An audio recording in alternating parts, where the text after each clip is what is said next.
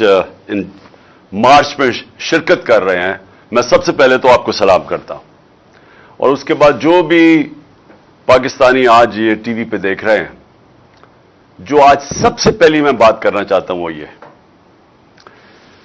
कि जब तहरीक इंसाफ की हुकूमत हटाई गई थी अप्रैल के अंदर 9-10 अप्रैल को, तो जो पाकिस्तान का बैरून मुल्क से कर्जे लेने का जो रिस्क होती है, यानी अगर आपको बाहर के लोग कर्जे देते हैं, बैंक्स कर्जे देते हैं, तो वो कर्जों की जो रिस्क होती है कि कर्जा वापस नहीं होगा, वो 5% थी। वो 5% थी आज से 7 महीने पहले, जब हमारी हुकूमत गिराई गई है। आज अखबारों में आया हुआ है कि जो हमारी रिस्क है, यानी हम कर्जा वापस नहीं कर सकते, वो रिस्क 5% थी, आज वो 64.5% है। यानी 64.5% रिस्क है कि पाकिस्तान अपने कर्जों के ऊपर किस्तें वापस नहीं कर सकता।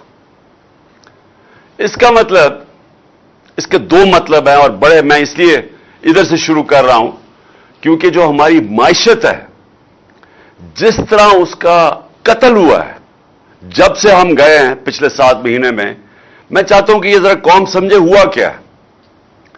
अगर हमारा डिफॉल्ट रेट, यानी कि हम 5% से 64.5% पे गए हैं, इसका मतलब कि दुनिया यह समझती है कि पाकिस्तान की जो माइशत है वो इतनी कमजोर हो गई है कि वो अब अपने कर्जे वापस नहीं कर सकती, और उनका जो 64.5% का मतलब कि ये है अब रिस्क कि अगर आप पाकिस्तान के ऊपर कोई कर्जा देंगे तो 64.5% चांस है कि पाकिस्तान कर्जा वापस नहीं करेगी। तो इसका मतलब क्या हुआ? इसका मतलब सबसे पहले यह हुआ कि अगर हम सोच रहे हैं कि बैरून मुल्क से कोई सरमायाकारी करेगा पाकिस्तान में, ये जब वो देखते हैं, जब उनके सामने ये रिस्क आती है पाकिस्तान की, तो इसका मतलब कि बैरून मुल्क लोग अब पाकिस्तान के अंदर सरमाया करते हुए डरेंगे कि अगर इस मुल्क का डिफॉल्ट हो गया, यानी डिफॉल्ट का मतलब है जब मुल्क हाथ खड़े कर देता है कि हम अब कर्जे वापस नहीं कर सकते। और ये याद रखें, ये सारे कर्जे, ये जो 2 खानदान पिछले 10 सालों में इन्होंने 4 गुना हमारा कर्जा बढ़ाया था, तो ये जो उनके कर्जों के ऊपर किस्तें हैं, वो अगर हम वापस नहीं कर सकते, और तो हमारा अगर डिफॉल्ट हो जाता है तो सारी दुनिया पाकिस्तान की फंडिंग बंद कर देती है, और सबसे नुकसान आवाम के लिए कि डिफॉल्ट कर दे तो आपको क्या होगा? सबसे पहले चीज यह होगी कि रुपया मजीद नीचे गिरना शुरू हो जाएगा। रुपए नीचे गिरना, यानी डॉलर के मुकाबले में रुपया और नीचे चला जाएगा, और किधर जाके रुकता है ये अभी कोई नहीं कह सकता, क्योंकि डॉलर तो आने नहीं है। लोगों ने, जिन्होंने डॉलर या इन्वेस्टमेंट में आने हैं या कर्जों से लेने हैं, वो सबने रोक देने हैं। और सबसे बड़ी खतरनाक चीज यह है कि जो लोग जब इन्वेस्टमेंट का मतलब, अगर आपने मुल्क में दौलत में इजाफा करना है तो सरमायाकारी चाहिए, फैक्ट्रियां बनाएं, कारखाने बनाएं, ताकि लोग उसमें इन्वेस्ट करें, उससे हमारी दौलत में इजाफा हो, ताकि हम अपने कर्जों की किस्तें वापस कर सकें। तो इससे वो सब कुछ रुक जाएगा। तो मेरा अब ये सबसे पहला सवाल ये है कि जिन लोगों ने ये साजिश की थी और ये इस मुल्क को ऊपर इन चोरों को मुसल्लत किया था, मेरा सबसे पहले सवाल उन लोगों से है कि कौन है अब जिम्मेदार इसका? हमें तो हमारे ऊपर पूरी प्रोपेगेंडा कैंपेन की गई, वही जो अखबारों में बगल बच्चे बैठे हुए हैं जो सहाफी इनके, उन्होंने तो पूरी कैंपेन की कि मुल्क तबाह हो गया है, महंगाई आसमानों पे चली गई है। तो महंगाई तो वाज़ेह हो गया कि 50 साल में सबसे ज्यादा महंगाई इन पिछले 7 महीने में हुई है। हमारे जो मुल्क में महंगाई थी, और आज जब हमारा टाइम था तो वो 15 से 16% थी, आज वो 27 से 28% पे है, तकरीबन दुगनी है। तो जो महंगाई भी बढ़ गई, जो मुल्क में सरमायाकारी थी वो भी नीचे चली गई, जो हमारी एक्सपोर्ट्स बढ़ रही थी वो भी नीचे चली गई, जो बैरून मुल्क पाकिस्तानी पैसे भेज रहे थे, डॉलर्स भेज रहे थे, रेमिटेंसेस भेज रहे थे, वो भी कम हो गए। जो हमारी टैक्स कलेक्शन थी, यानी जो आमदनी एक मुल्क की होती है टैक्स इकट्ठा करके, वो भी उसके जिस रफ्तार पे हम इकट्ठे कर रहे थे वो नीचे चला गया। और मैं आज आपके सामने पाकिस्तान की इकोनॉमिक सर्वे होती है कि हर साल एक शाया होती है कि मुल्क की मायशत के हालात क्या हैं। तो वो इस गवर्नमेंट ने, हमारे जाने के बाद इस मौजूदा गवर्नमेंट ने वो सर्वे शाया की है। तो मैं आपको पढ़ के बताता हूं कि उस सर्वे के मुताबिक जो हमने अपने चौथे साल के अंदर प्रेडिक्ट किया था कि कितनी हमारी मुल्क की आम दौलत में इजाफा कितना होगा, वो 4.8% टारगेट था। कितना हमने किया? 6%। यानी जो जिस रफ्तार पे हमारी हुकूमत के दौर में मुल्क की दौलत में इजाफा हुआ, वो हमने सोचा था 4.8 होगा, वो 6% हुआ। हमने अपने टारगेट से बेहतर किया। एक्सपोर्ट्स, जो चीजें हम बेचते हैं बाहर और जिससे डॉलर आते हैं, हमने अंदाजा लगाया था 26 अरब डॉलर होगी। कितनी हमने एक्सपोर्ट की? 32 अरब डॉलर। पाकिस्तान की तारीख की सबसे ज्यादा एक्सपोर्ट्स रिकॉर्ड था ये। तो वो टारगेट से उससे भी ऊपर गए। यानी ये मैं वो चीजें बता रहा हूं जिसमें मुल्क की आमदनी में इजाफा होता है, दौलत में इजाफा होता है, लोगों को नौकरियां मिलती हैं। ये वो मैं चीजें आपको मोटी मोटी बता रहा हूं। हमारा जो ज़राअत था, हमने टारगेट किया था कि ज़राअत में जो इजाफा होगा वो 3.5% था, और कितना इजाफा हुआ? 4.4%। कुछ 17 साल के बाद सबसे ज्यादा तेजी से हमारी ज़राअत बढ़ी थी। फिर इंडस्ट्री, जो रोजगार देती है, जो असल में इंडस्ट्री, जब तक इंडस्ट्री मुल्क में बढ़ती नहीं है तो असल में तो मुल्क की दौलत में इजाफा नहीं होता, मुल्क ऊपर नहीं जा सकता। तो हमने टारगेट सेट किया था 6.6%, आखिरी साल की बात कर रहा हूं। और हुआ कितनी? इंडस्ट्री कितनी तेजी से बढ़ी? 9.8%। अपने टारगेट से ऊपर गए हम। सर्विसेज सेक्टर, और इसके अंदर आईटी भी मिला लें, तो सर्विसेज में 4.7% टारगेट सेट किया। 6.2% पे हमारे ग्रोथ हुई सर्विसेज में। और आईटी जो कि मुस्तकबिल है, टेक्नोलॉजी, उसमें 26.9% हमारा बढ़ा। यानी जो फ्यूचर पे सबसे जो हमने जोर लगाया कि हमारी आईटी जो फ्यूचर है उसमें रिकॉर्ड इजाफा हुआ। और बिजली की, अच्छा ये समझने की बात है कि जो बिजली है, अगर इन्होंने जो हमारे पहले यही नून लीग की हुकूमत थी, इन्होंने जो कॉन्ट्रैक्ट साइन किए हुए हैं बिजली के, जो कंपनी से कॉन्ट्रैक्ट साइन किए हैं, चाहे हम बिजली खरीदें या ना खरीदें, हमें पैसे देने पड़ते हैं। जो बिजली घर से इन्होंने कॉन्ट्रैक्ट साइन किए हैं, जो अगर हम जितनी मर्जी, अगर हम बिजली कम भी इस्तेमाल करते हैं, पैसा पूरा देना पड़ता है। तो उसके लिए हमने क्या कोशिश की कि इन्होंने जो कॉन्ट्रैक्ट साइन किए, उन्होंने इजाफी बिजली बना दी। हमारे पास इस वक्त जब हमारी हुकूमत आई तो हम उसको इस्तेमाल ही नहीं कर सकते थे क्योंकि कैपेसिटी नहीं थी। तो हमने कोशिश की कि बिजली की कंजम्पशन बढ़े, इंडस्ट्री को हमने इंसेंटिव्स दिए। तो हमारे दौर में जो बिजली की कंजम्पशन बढ़ी वो 20.9%।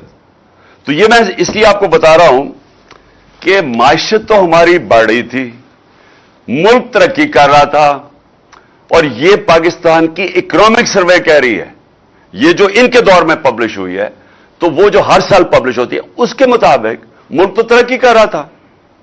तो फिर ये जो साजिश के तहत इनको ऊपर बैठाया गया और हमें यह कहा गया कि वो बहुत कोई शहबाज शरीफ कोई जीनियस है, इससे कोई काबिल आदमी कोई नहीं है, इसको ऊपर आके बैठा दिया।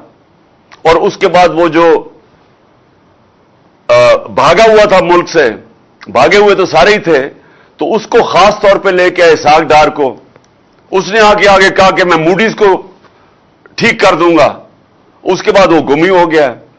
اور یہ جو آج آپ کو میں بتا رہا ہوں کہ اگر اس کا مطلب دنیا پاکستان کیا دیکھ رہی ہے، ہم نہیں کیا کیسے کہہ رہے. میں نے ویسے 6 مہینے پہلے اپنی قوم کو بتا دیا تھا کہ جو 30 سال دونوں حکومتیں مل کے کرتے رہے ہیں، اور ان کے 30 سال میں ہندوستان بھی آگے نکلا ہمارے سے، بنگلہ دیش بھی ہمارے سے آگے نکلا.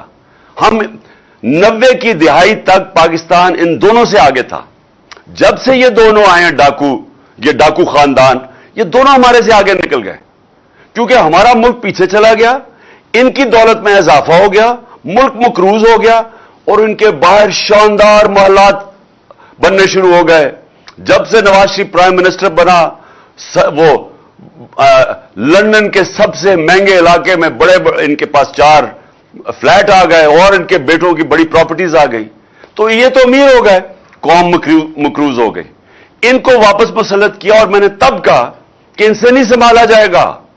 میں نے اسٹیبلشمنٹ کو سمجھایا، ہینڈلرز کو سمجھایا کہ یہ اگر آپ نے سازش کامیاب ہونے دی، یہ ملک نہیں سنبھال سکتے. اور میں نے جب 6 مہینے پہلے کہا تھا کہ خدا نہ خواستہ اگر پاکستان ڈیفالٹ کرتا ہے، یعنی قرضے نہیں واپس کر سکتا، تو پاکستان کو پھر کون بیل آؤٹ کرے گا. اور میں نے تب یہ کہا تھا، جب انہوں نے کہا کہ اس کو غدار، مجھے غدار کہہ رہے تھے، تب انہوں نے کہا مجھے کہ اس کے اوپر غداری کے کیس بناؤ، کہ یہ کہہ رہے ہیں کہ اگر پاکستان ڈیفالٹ کرتا ہے تو جو بھی ہمیں نکالے گا اس میں سے وہ قیمت مانگے گا. مفت کچھ نہیں ہوتا. وہ امریکن کہتے ہیں دیر از نو فری لنچ، کوئی مفت میں مدد نہیں کرے گا. اور جو وہ قیمت ہمارے سے مانگیں گے، میں آج پھر اپنی قوم کے سامنے کہہ رہا ہوں کہ وہ ہمارا جو ہماری نیشنل سیکیورٹی کا سب سے بڑا اثاثہ ہے، اس کے پیچھے جائیں گے وہ. اور یہ میں نے 6 مہینے پہلے کہا تھا اپنی قوم کو. اور آج جدھر ہم اب کھڑے ہیں، یہ جب سے چور اوپر بیٹھے ہیں، یہ ہمیں ادھر ہی لے کے جا رہے ہیں. لیکن وہ نواز شریف کو کوئی فرق نہیں پڑے گا کہ اگر ہم اپنی نیشنل سیکیورٹی پہ کمپرومائز کر دیں، کیونکہ اس کا تو پیسے باہر پڑے ہوئے ہیں. وہ تو جب موقع ملتا ہے باہر بھاگ جاتا ہے.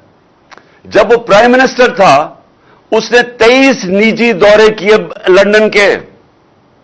میں پرائم منسٹر تھا 3.5 سال، میرے تو بچے باہر تھے، میں تو ایک دفعہ بھی نہیں کیا، حالانکہ 2 دفعہ مجھے دعوت ملی انگلینڈ آنے کی. کیونکہ میں ہمیشہ سوچتا تھا کہ میں تب باہر جاؤں، ہمارا ملک غریب ہے، ہم مقروض ہیں، میں کیوں ملک کا پیسہ خرچ کروں جب تک کہ میرے ملک کو میرے دورے سے فائدہ نہیں ہوگا. یہ سرکاری خرچے کے اوپر پرائیویٹ دورے کیے اس نے لندن کے. 23 دفعہ یہ لندن گیا. زرداری 50 دفعہ دبئی گیا نجی دوروں پہ. اور یہ لندن کیا کرنے جاتا تھا؟ پیسے وہاں ہیں، دولت وہاں ہے، بزنس وہاں ہے، بیٹوں کو وہاں بسا دیا ہے، برطانیہ کے وہ شہری بن گئے ہیں، وہ آرام سے وہاں بیٹھے ہیں. جس کے اوپر کرپشن کیس ہوتا ہے وہ وہاں بھاگ جاتا ہے. اسحاق ڈار باہر بھاگ گیا ہے، اس کے بیٹے باہر ہیں. شباز، یہ حمزہ جو سلمان شہباز ہے، اس کو جب ایف آئی اے کا کیس رمضان شوگر مل لیا، جس میں مقصود چپڑاسی کے پاس پیسہ آ گیا تھا، اس کے اوپر ہاتھ جانے لگا، یہ باہر بھاگ گیا. باہر بھاگ جاتے ہیں جب ان کو خطرہ ہوتا ہے، پھر ڈیل کرتے ہیں، وہاں بیٹھ کے ڈیلنگ کرتے ہیں. پھر ڈیل کر کے جب ان کو پتا ہوتا ہے کہ ہاں جی ہمیں گرین سگنل مل گیا، پھر واپس آ جاتے ہیں. اور وہ اسحاق ڈار سگنل لے کے واپس آ گیا. لیکن اگر آج بھی کسی کا خیال ہے کہ یہ ملک کے معاشی مسئلے حل کر سکتے ہیں، تو سوال تو پھر یہ ہے کہ ملک کو پہلے لے کے کون اس سٹیج پہ آیا، یا ملک کا دیوالیہ نکالا کس نے؟ 30 سال تو یہ دونوں خاندان بیٹھے ہوئے ہیں. تو پھر کیسے ملک اس سٹیج پہ پہنچا؟ اور میں نے آپ کو بتایا کہ ہم نے ایک دیوالیہ ہوا پاکستان سنبھالا 2018 میں، اور اس پاکستان کو اس دیوالیے سے نکال کے 2 سال کرونا کے سال گزرے جو دنیا میں تباہی مچی. اپنے ملک کو کرونا سے نکالا، اور دنیا مثال دیتی تھی کہ جو پاکستان نے کرونا میں جس طرح اپنے ملک کو سنبھالا، اپنی معیشت کو سنبھالا، اپنے غریبوں کو بچایا، وہ مثال دیتے ہیں کہ دنیا میں وہ 3 ٹاپ ملک تھے جنہوں نے سب سے بہترین طریقے سے کرونا سے نکالا. اور کرونا سے نکالا ہی نہیں، اس کے بعد ہم نے اپنی معیشت اٹھائی. जो मैं अभी आपको बता रहा हूं कि 17 साल के बाद मुल्क की ग्रोथ रेट, ये जो 6% ग्रोथ रेट, तीसरे साल में 5.7 और चौथे साल में 6%, ये 17 साल के बाद हुआ। हमारे ज़राअत ने 17 साल के बाद इस तरह की तरक्की की। हमारी इंडस्ट्री ने तो कि 50 साल में सबसे बेहतरीन हमारी इंडस्ट्री उठ रही थी जब इन्होंने हमारी गवर्नमेंट कराई। तो आज मैं अपने पाकिस्तानियों के सामने ये रखना चाहता हूं कि क्या अभी भी कोई समझता है कि ये लोग जो बार बार या मुसल्लत किए गए, ये मुल्क को मसलों से निकाल सकते हैं? क्या इनके पास अब कोई हल है? जो हमने हल भी निकाले थे वो भी पीछे रह गए हैं। हमने पूरी कोशिश की। हमारा मसला क्या, मैं आप सबके लिए पहले जरा समझा दूं। हमारा मसला यह है कि माजी में किसी ने जोर नहीं लगाया कि मुल्क की दौलत में इजाफा किया जाए एक्सपोर्ट्स बढ़ा के। जो भी चाइना की तरक्की हुई, जो एशियन टाइगर्स, मलेशिया, इंडोनेशिया जैसे मुल्क, ये जो तरक्की की है, सब ने अपनी एक्सपोर्ट्स बढ़ाई। जब दुनिया को माल ज्यादा बेचेंगे तो आमदनी बढ़ेगी। यहां हुआ ही कुछ नहीं, और इनके पिछले नून लीग के 5 साल में वही के वही एक्सपोर्ट्स रह गई, तो दौलत में तो इजाफा ही नहीं हुआ। तो इनका माजी में यही था। तो हमारी कोशिश ये थी कि एक्सपोर्ट्स को, पूरी एक्सपोर्ट इंडस्ट्री को उठाया जाए, पूरे उनकी मदद की जाए, उनको इंसेंटिव्स दिए जाएं, उनके लिए सस्ती बिजली दी जाए, ताकि अगर वो एक्सपोर्ट करेंगे तो मुल्क की दौलत में इजाफा होगा। और उसके अलावा हमने वो प्लान बनाए। टूरिज्म पाकिस्तान में ऐसी है कि हमारे बड़े डॉलर्स आ सकते हैं। हमारी बदकिस्मती के 2 साल कोरोना में टूरिज्म ही खत्म हो गई, लेकिन टूरिज्म के ऊपर हमने प्लान बनाए हुए थे। और तीसरी चीज कि जो बैरून मुल्क पाकिस्तानी है, जो हमारा सबसे बड़ा असासा है, उनको हमने कोशिश की कि वो अपने पैसा पाकिस्तान लेके आए। उसके लिए हमने उनकी मदद की। रेमिटेंसेस जो सबसे तारीखी बड़ी हमारी 30 अरब पे, वो इसलिए बढ़ी कि हमने उनको इंसेंटिव्स दिए, उनके लिए इनाम दिए कि जो ज्यादा पैसा भेजेगा या उनकी अपने बैंकों के थ्रू। और रोशन डिजिटल पाकिस्तान एक नई चीज शुरू की। 5 अरब से उसमें आखिर में पैसा आना शुरू हुआ। हमारे चौथे साल में $5 अरब से ऊपर उसमें आ रहा था और बढ़ता जा रहा था। कोशिश ये थी कि जब तक हमारी एक्सपोर्ट्स नहीं बढ़ती, हम बैरून मुल्क पाकिस्तानियों को उनके डॉलर्स पाकिस्तान में लेके आए। मैंने 2 प्रोजेक्ट शुरू किए, एक बंडल आइलैंड कराची में और एक रावी सिटी। बंडल आइलैंड इन्होंने हमें करने नहीं दिया, ये पीपल्स पार्टी की हुकूमत है, और उन्होंने उधर आते साथ ही $5 अरब आने थे।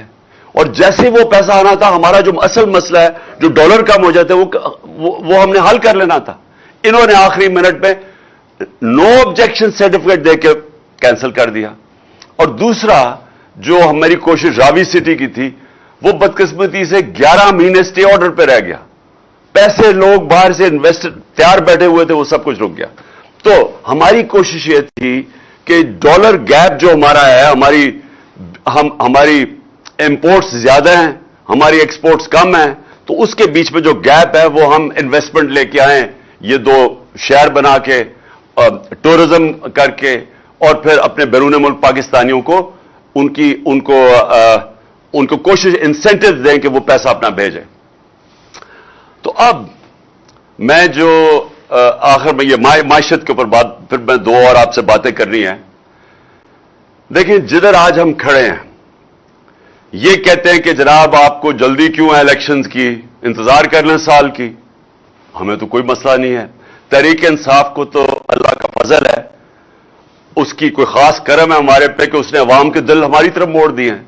तो वो तो साल के बाद भी इलेक्शन करें तो इंशाअल्लाह, जिस तरह बाय इलेक्शन में स्वीप किया था, हम इलेक्शन भी जीत जाएंगे। लेकिन मुझे जो खतरा 6 महीने पहले से मैं कह रहा हूं, हमारे मुल्क को खतरा आज। और ये जो आज 64.5% पे पाकिस्तान की रिस्क हो गई कि यानी हम अब कर्जे वापस नहीं कर सकेंगे, और उसकी चांस 64.5% पे आ गई। इसका मतलब कि अगर हम अब इस तरफ, जिस तरफ अब निकल गए हैं, पैसा बाहर से अब आना नहीं है। हमारे पास जो आमदनी थी, एक्सपोर्ट्स भी कम होती जा रही है, रेमिटेंसेस भी, जिससे डॉलर आते हैं। इन्वेस्टमेंट आनी नहीं है, कर्जे भी नहीं आने, इन्वेस्टमेंट भी नहीं आनी। तो अब हम ये क्या करेंगे? आप इनके पास क्या हल है? क्या वो लोगों के पास ये मुल्कों से पैसे मांगते जाएंगे? वो तो ये मांगे हैं, हर मुल्क के पास गया शहबाज शरीफ, क्या मैं मांगने नहीं आया लेकिन मैं मजबूर हूं, लेकिन वो कितना वो पैसा दे देंगे? असल में तो हमने अपनी माइशत ठीक करनी है, और वो जो ठीक करनी थी वो ठीक हो रही थी, जो मैंने आपको शुरू में बताया है, वो अब ये साजिश की वजह से आज पाकिस्तान यहां फंसा हुआ है। दूसरी बात मैंने आज करनी है, जो मैं हमेशा, ये जो तहरीक जिसमें हम सारे मार्च इस्लामाबाद की वजह इसकी क्या है? हकीकी आजादी। हकीकी आजादी आती है इंसाफ से। जिस मुल्क में इंसाफ होता है वो इंसानों को आजाद कर देती है। इंसाफ, और ये सबको मैं बार बार कहता हूं क्योंकि लोगों ने रूल ऑफ लॉ यानी कानून की हुक्मरानी पाकिस्तान में देखी नहीं, मैंने भी नहीं देखी थी। मैं जब पहली दफा बरतानिया गया तब पहली दफा मुझे पता चला कि इंसाफ और कानून की हुक्मरानी क्या होती है। तो कानून के ऊपर कोई नहीं होता। तो ये जो आज पाकिस्तान के मसले हैं, ये माइशत के भी मसले, ये सारे फंसे हुए एक चीज के ऊपर, इंसाफ के ऊपर। इंसाफ ना होने की वजह से, कानून की हुक्मरानी ना होने की वजह से लोग गुलाम हैं, एक निजाम के गुलाम बन चुके हैं, क्योंकि कमजोर आजाद नहीं है यहां और ताकतवर कानून से ऊपर है। तो ये जंगल का कानून है। जंगल के कानून के अंदर खुशहाली नहीं आ सकती। ये जो मैं आपको माइशत के बताया है, ये असल में हमारी मुल्क में खुशहाली, माइशत तब ठीक होगी जब हम अपने इंसाफ का निजाम ठीक करेंगे। अब मैं आज फिर, और मैं हर रोज अपील करता हूं अपने respectful honourable chief justice Pakistan के, 3 आपके पास केसेस हैं, ये तीनों लैंडमार्क केसेस हैं। और ये तीनों केसेस को और कोई तरीका इंसाफ लेने का नहीं सिवाय आपके पास आने का। अरशद शरीफ पाकिस्तान का नंबर 1 इन्वेस्टिगेटिव जर्नलिस्ट, एक मुहिब वतन पाकिस्तानी, एक ऐसा सहाफी जिसके जमीर की कोई कीमत नहीं थी। धमकियां दी गई, डराया गया, FIRs काटी गई, मुल्क से बाहर भगाया गया और फिर कत्ल किया गया, शहीद किया गया। चीफ जस्टिस साहब, इसके लिए आपके सामने हमारे सारे मेंबर्स पार्लियामेंट, सेनेटर्स, इन्होंने आपके सामने पिटीशन रखी है। दूसरा, आजम स्वाति, यह भी एक लैंडमार्क केस है कि मुल्क के सेनेटर को एक ट्वीट के ऊपर जिसमें वो तनकीद करता है, जो सारी दुनिया में जिसकी इजाजत है, उस तनकीद के ऊपर उसको उसके पोते और पोतियों के सामने अंदर घुस के घर के उसको सुबह के 3 बजे उनके सामने मारा जाता है और फिर उसको हवाले किया जाता है। उसका जो आजम स्वाति ने नाम लिया, जो 2 नाम लिए फहीम और फैसल, उनको, उनके आदमियों को जो नंगा करके उसको तशद्दुद करते हैं। किधर से इंसाफ मिलेगा? इसलिए आपके पास आए हैं चीफ जस्टिस साहब। और तीसरा मेरा केस है, मुल्क का एक्स प्राइम मिनिस्टर, सबसे बड़ी पॉलिटिकल पार्टी का हेड, वो पाकिस्तानी जो 50 साल से ये कौम जानती है जिसको, उसके ऊपर कातिलाना हमला होता है। पहले से भी मैं कह देता हूं, मुझे पता होता है, मैं उसके ऊपर 2 तकरीरों में आज से 1.5-2 महीने पहले बताता भी हूं कि ये इन्होंने करना है, कि दीनी इंतहा पसंद ने गुस्से में आके उसको कत्ल कर दिया। ये पूरी साजिश बनी हुई थी। मैं 3 नाम लेता हूं, लेकिन पुलिस, पंजाब पुलिस हमारे नीचे कि मेरी FIR रजिस्टर नहीं करती। फर्स्ट इंफॉर्मेशन रिपोर्ट FIR, ये एक शहरी का बुनियादी हक है। मैं आम शहरी की बात कर रहा हूं, लेकिन वो आदमी जो एक्स प्राइम मिनिस्टर है, अगर उसको वो हक नहीं दिया जा रहा, तो चीफ जस्टिस साहब, ये बड़ा हमारे लिए लम्हा फिक्र है। ये एक्चुअली रूल ऑफ लॉ, ना इंसाफ ना होने का एक आपके सामने इससे बड़ा क्या मिसाल हो सकती है कि मेरा ये बुनियादी हक था कि मैं 3 लोग जो मैं समझता हूं इसमें मुलव्विस थे, इनके ऊपर नाम लिखूं। इन्वेस्टिगेशन होगी, हो सकता है बेकसूर निकला है, मैं गलत हूं, لیکن ہے تو میرا حق. تو ہماری حکومت ہوتے ہوئے پولیس نے کہا یہ ہم نہیں کر سکتے کیونکہ وہ بہت طاقتور لوگ ہیں.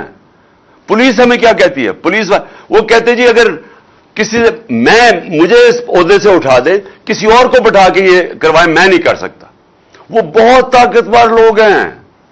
تو یہی تو میں کہہ رہا ہوں کہ طاقتور کے لیے ایک قانون, کمزور کے لیے دوسرا.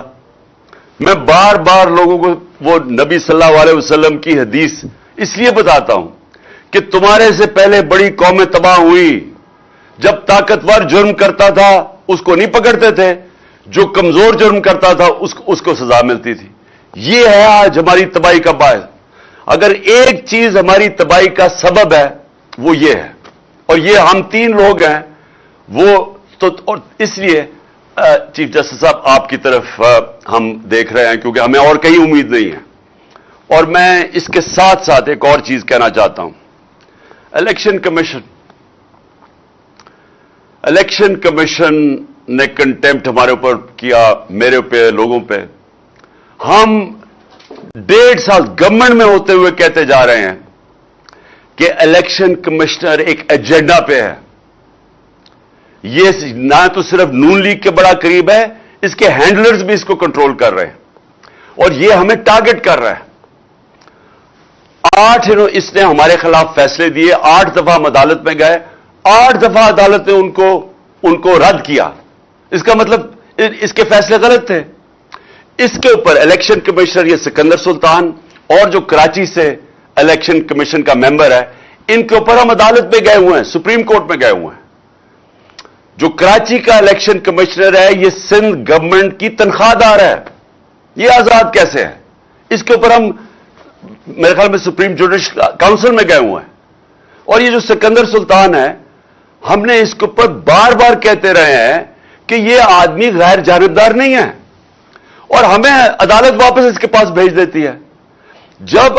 اور وہ کیسے جج بن سکتا ہے جب میں کہہ رہا ہوں کہ میں اس کو, یہ ہمیں انصاف ہی نہیں دے رہا, بار بار ہمارے خلاف فیصلے کر رہا ہے. یہ ہمارے اوپر ججمنٹ کیسے دے سکتا ہے؟ آپ اگر عدالت میں بھی جاتے ہیں تو اگر کسی کو جج کے اوپر اعتراض ہے تو وہ ریکوز کر لیتا ہے. یہ بار بار ہمارے خلاف فیصلہ دیتا ہے, بار بار ہم عدالتوں میں جاتے ہیں. تو میری ریکویسٹ یہ ہے کہ جو ہم نے اس کے اوپر عدالت میں گئے ہوئے ہیں تو وہ بھی تو کیس سن رہے ہیں. 2 کیسز ہیں جس میں اس سے ہمیں پھنسایا ہوا ہے. ایک ہے فورن فنڈنگ کیس. فورن فنڈنگ کیس میں سپریم کورٹ نے بھی کہا, ہائی کورٹ نے بھی کہا کہ ہمارے کیس کے ساتھ ساتھ نون لیگ اور پیپلز پارٹی کے بھی فنڈنگ کیس دیکھیں.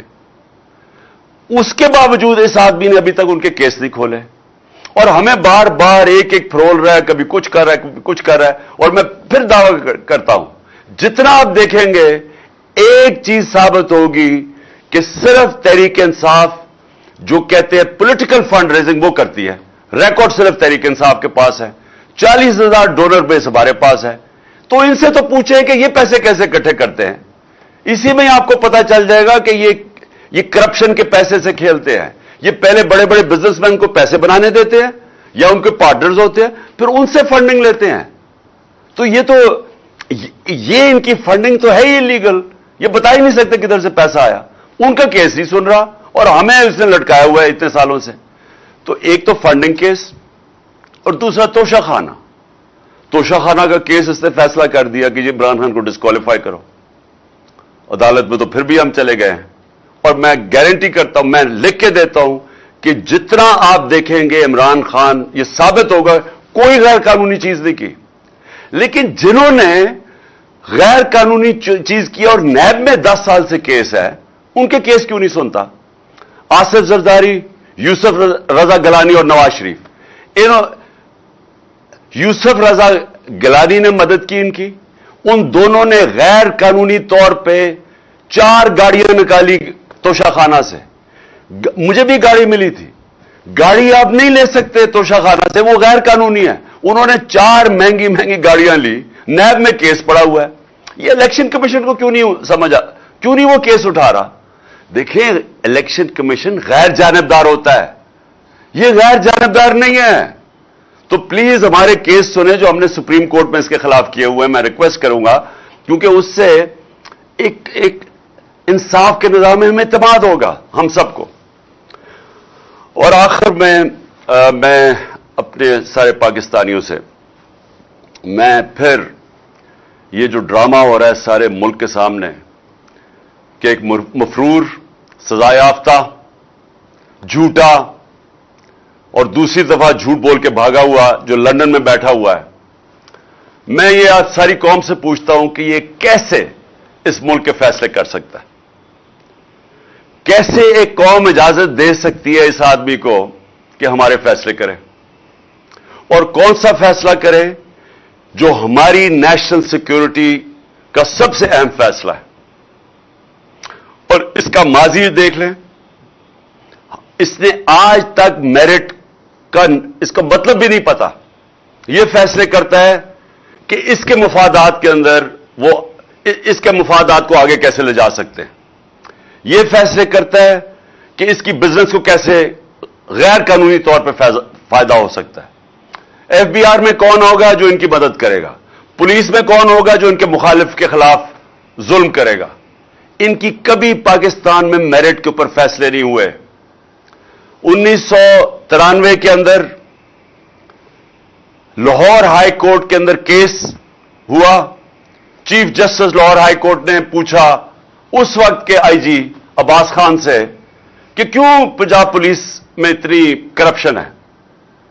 यह 93 की बात है। आईजी अब्बास खान ने कहा कि नवाज शरीफ के दौर के अंदर पंजाब पुलिस के अंदर पैसे लेके पुलिस वालों को भर्ती किया गया है। और फिर उसने कहा कि कई लोगों को भर्ती किया जो मुजरिम थे, जो जुराइम पेशा लोग थे, उनको पुलिस में भर्ती किया गया। यह 93 की बात है। तो इससे हम ये आज उम्मीद लगा के बैठे हुए हैं कि यह दयानतदारी से पाकिस्तान की अहम फैसला करेगा। मैं तो आईनी तौर पे तो खैर शहबाज शरीफ वो ही करेगा जो नवाज शरीफ कहेगा, तो आईनी तौर पे तो शहबाज शरीफ कर सकता है, लेकिन क्या इखलाकी तौर पे ये होना चाहिए? देखिए, जमहूरियत डंडे के जोर से नहीं चलती, जमहूरियत बंदूकों के जोर पे नहीं चलती, जमहूरियत इखलाकियात पे चलती है। इसलिए बरतानिया का प्राइम मिनिस्टर जब वो भारी अक्सरियत से डेविड कैमरॉन जीतता है इलेक्शन, तो वो रेफरेंडम जब हारता है उसको कोई जरूरत नहीं थी इस्तीफा देने की, वो इस्तीफा दे देता है कि जी मेरे पास इखलाकी कुव्वत खत्म हो गई है। तो इखलाकियात के ऊपर, क्योंकि हमने बरतानिया से ली हुई है जमहूरियत, उसकी बुनियाद इखलाकियात के ऊपर रखी हुई है। एक उनका प्राइम मिनिस्टर झूठ बोलते हुए पकड़ा जाता है, वो रिजाइन कर देता है कि मेरी वो इखलाकी, मेरे पास वो ताकत नहीं है हुकूमत करने के लिए। तो यहां एक मफरूर जो पाकिस्तान के 5 मेंबर सुप्रीम कोर्ट ने उसको सजा याफ्ता करवाया, जो झूठ बोल के मुल्क से बाहर भागा है, वो आज हमारा फैसला कर रहा है।